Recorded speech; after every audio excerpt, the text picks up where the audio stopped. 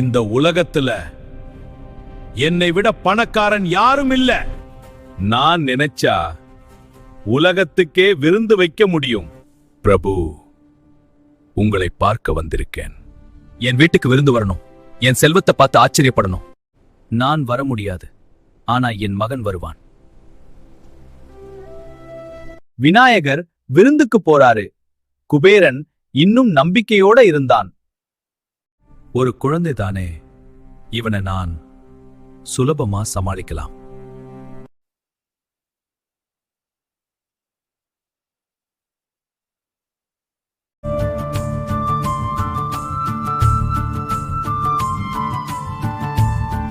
விநாயகர் சாப்பிட்டு முடிச்சிட்டாரா? இல்ல மகாராஜா, இன்னும் சாப்பிட்டு கொண்டிருக்கிறார்.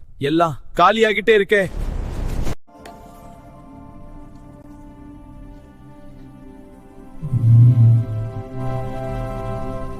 இன்னும் பசிக்குது. சாப்பாடு எங்க?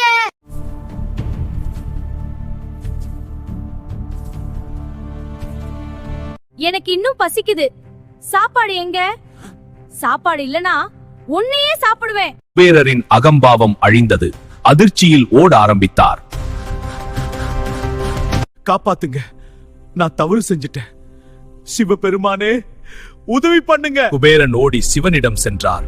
தன் தவறை உணர்ந்தார். என்ன மன்னிச்சிடுங்க. சிவன் ஒரு சிறிய உணவு கொடுத்தார். அது விநாயகரை திருப்திப்படுத்தியது. அன்போட கொடுத்ததுதான் முக்கியம், பெருமையோட கொடுத்தது முக்கியம் இல்ல. அந்த நாளில் இருந்து குபேரன் பணிவை கற்றுக்கொண்டார். செல்வம் இருந்தாலும் அகம்பாவம் இருக்கக்கூடாது.